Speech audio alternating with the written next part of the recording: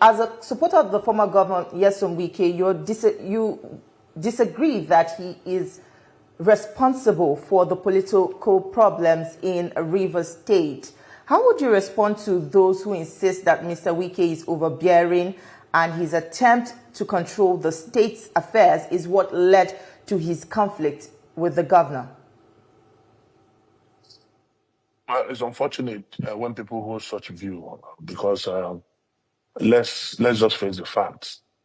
This crisis is between the executive and the legislative arm, the both of which Nyesom Wike does not belong to any. And when people who are given opportunity to govern their people swore an oath to uphold the constitution and obey the rule of law, so that the dividends of democracy will trickle down to their people, decides to create crisis among themselves, you can't link it, or you can't hold it on a man who is not in either of both parties. Nyesom Wike is very busy in Abuja. If you know the amount of work and the amount of time needed for him to give the dividends of democracy he's churning out in Abuja, you will know he doesn't have that time. But the truth be told, Nyesom Wike is a Rivers man. And as a Rivers man, every Rivers man, including me speaking here, will have an interest in our state. And that's why I'm on this show this morning. So for us, the crisis is between the executive and the legislative arm of government, and that we expect that the executive arm of government should realize that we run a constitutional democracy, and each arm of government should be allowed to operate independently, even if they can cooperate to make sure they achieve results. So you can't come and link it to somebody who has no role to play in the crisis. Okay, Mr. Nwanosike, just before I get to you, Barrister Nwanosike, at the time this crisis started, there were statements made by the former governor and minister of the FCT, and even a few days ago when he had a live broadcast, he also made certain statements. A statement like, if the governor is impeached, heaven will not fall. He also made a statement about the chairman of the Rivers State Independent Electoral Commission, that he has never seen a man that corrupt, using his word. Now, you're saying that he has no role in the crisis in Rivers State. Probably a lot of people will not agree with you on this. First of all, I didn't hear what you were saying. Okay, I'll go. I don't know if you can take it. Okay, because your network went off.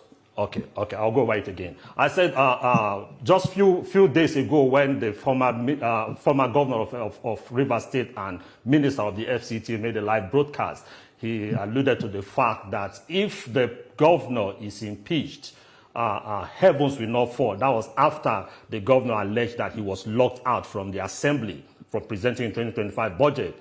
And also there was a statement where he said, he made a comment about the chairman of the Rivers State Independent Electoral Commission, that he is not capable of heading that body. Would you say such a man with such statements has no role in the crisis in Rivers State?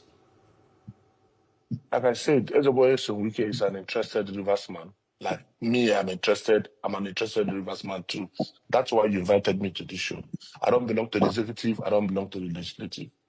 And let me even ask a question. I remember before now, you journalists used to say, the assembly, the legislative arm all over Nigeria are all rubber stamp assemblies. They are just push around. Whatever the governors talk out is what they pass, and all manner of statements being made. But today we have a legislative arm that is willing to work. I think we should commend them for standing to say, no, we will not allow our governor run this democratic process without the rule of law and without obeying the Constitution of Nigeria.